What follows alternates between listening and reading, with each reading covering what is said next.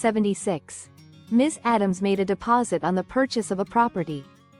During the escrow, the seller learned of a highway rerouting which would greatly enhance the value of her property. She instructed the broker to return the deposit to the buyer. Ms. Adams refused to accept the deposit.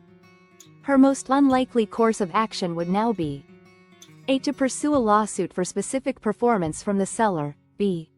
Unilateral rescission, C. To file a claim for monetary damages, D. To accept a settlement. Correct answer is B. Unilateral rescission. Ms. Adams has a valid contract and the seller is breaching it. Specific performance is a legal remedy where the court orders the seller to proceed with the sale as agreed. This is a very likely action for a buyer who wants the property, especially when its value has increased. Even if Ms. Adams doesn't want to force the sale, she has likely incurred costs, inspections, appraisals, time, due to the contract. She could sue the seller for monetary damages to compensate her for these losses resulting from the seller's breach.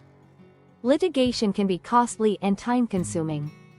It's quite possible that Ms. Adams and the seller could negotiate a settlement, perhaps involving the seller paying Ms. Adams some amount of money to release her from the contract.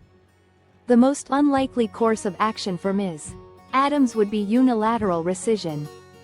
Unilateral rescission means one party decides to terminate the contract without the agreement of the other party and without legal grounds, like fraud or misrepresentation. In this scenario, Ms.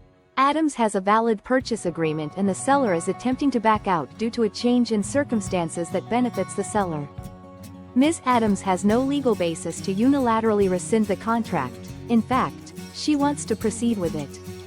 To rescind unilaterally, give in, with nothing in return from the seller, would not gain her anything.